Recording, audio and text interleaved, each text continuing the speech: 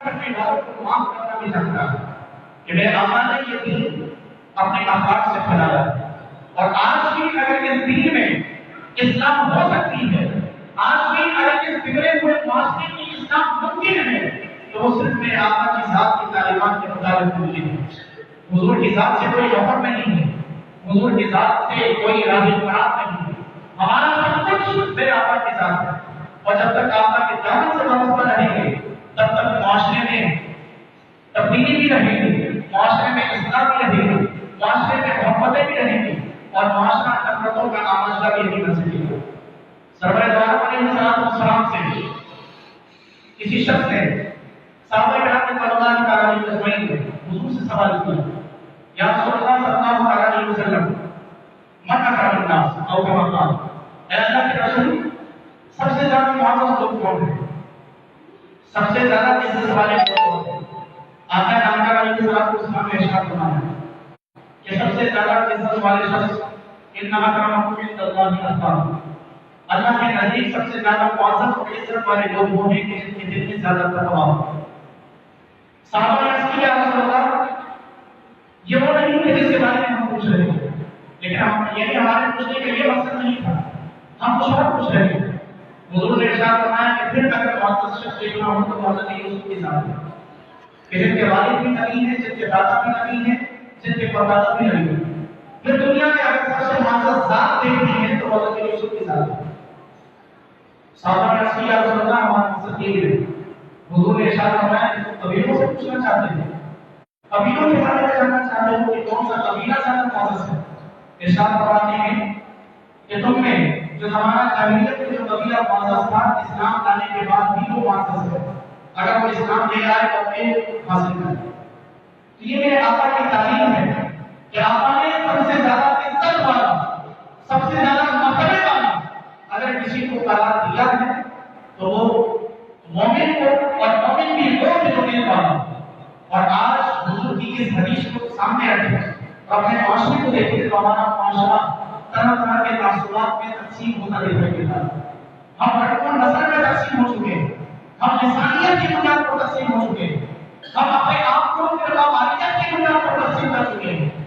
آج امت مسلمہ کے جسم کے ہزاروں لاکھوں کروڑوں ٹکڑے ہو چکے ہیں اور اس کی وجہ یہی ہے کہ ہم نے حضور کی تعلیم کو چھوڑ دیا۔ اگر حضور کے فرمان کے اس ایک جملے کو یاد رکھا جائے کہ ان اکرمکم عند اللہ اتقاکم، کہ کائنات میں اگر سب سے زیادہ عزتدار کوئی ہے، اللہ کے نزدیک کوئی سب سے زیادہ معزز ہے تو وہ صرف تم میں وہ ہے جس کے دل میں سب سے زیادہ تقویٰ ہو۔ اگر ہم حضور کے اس فرمان کو دیکھیں تو پھر ہمیں ہمارے سارے تصویر تعصبات ختم ہو جائیں، ہمارے سارے لسانی تعصبات ختم ہو جائیں اور ہمارا معاشرہ امن و آشتی کا وہ نمونہ بن جائے کہ جو مثال صحابہ کرام کے زمانے میں تھی۔ کیا صحابہ میں قبیلے نہیں تھے؟ صحابہ میں بھی قبیلے تھے۔ حضور علیہ السلام کی ہجرت سے پہلے قبیلہ مخزرہ میں دو مشہور قبیلے تھے، اوس اور خزرج، اور یہ دو قبیلے تھے کہ جن کے درمیان اگر جنگ شروع ہو جاتی تو وہ برسوں برس تک جاری رہتی۔ لیکن جب میرے آقا تشریف لائے اور آپ نے ان تمام لوگوں کو آپس میں بھائی بھائی قرار دیا تو پھر صحابہ نے حضور کی تعلیمات پر عمل کر کے دکھایا۔ پھر اوس اور خزرج کا نام ختم ہو گیا، پھر اگر مدینے میں نام پڑا تو یا تو انصار یا پھر مہاجرین کا نام تھا، اور اوس اور خزرج یہ دونوں مل کر ایک قبیلہ بنے جو انصار کہلایا۔ اور مکہ سے آنے والے جو قریش کے تھے، بنو امیہ کے لوگ تھے، جب وہ مکہ سے ہجرت کر کے مدینہ پہنچے تو ان کی پہلے کی شناخت ختم کر دی گئی اور پہچان بنی تو وہ صرف مہاجر کے نام سے بنی۔ تو میرے آقا علیہ السلام کی یہ تربیت ہے، آپ کی یہ تعلیمات ہے کہ آپ علیہ السلام نے ہمارے دین سے، ہمارے معاشرے سے نسلی امتیازات کو ختم فرمایا۔ حضرت پیارے حبشی کے ساتھ کو دیکھیں، آپ علیہ السلام ایک اللہ سے غلام تھے، لیکن جب حضور کے دامن سے وابستہ ہوئے تو ہزاروں کروڑوں دلوں کی جان بن گئے۔ یہ ایک آقا کی تعلیم ہی تو ہے کہ وہ ابو بکر صدیق رضی اللہ عنہ کہ جو ہجرت سے پہلے اور اسلام آنے سے پہلے اپنے قبیلے کے سرداروں میں شمار کیے جاتے ہیں، لیکن جب حضرت بلال ایمان لے آتے ہیں، حضرت ابو بکر صدیق حضرت بلال کی اذان سننے کے لیے مستعد ہو جاتے ہیں۔ یہ میرے نبی کی تربیت و تعلیم ہے۔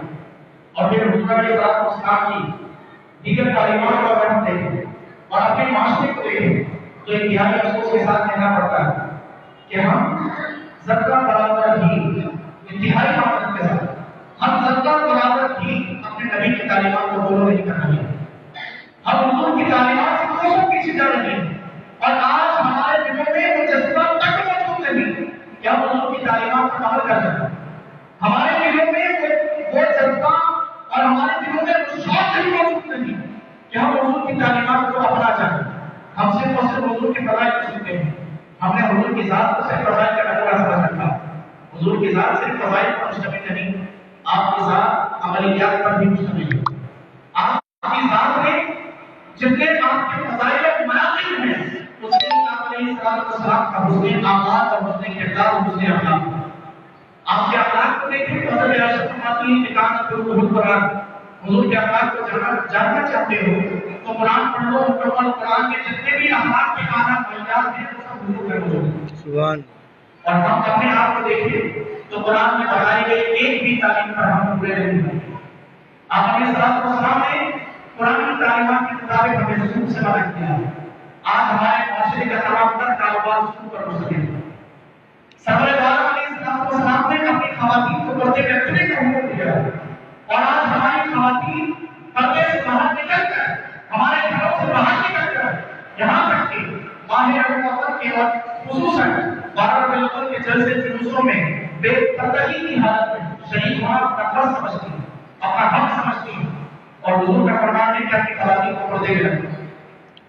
یہ حضور کی تعلیمات ہیں اور وہاں ہمارا معاشرہ ہے. اور پھر جیسے معاشرے میں کہ جہاں حضور کی تعلیمات کو اس قدر چھوڑ دیا جائے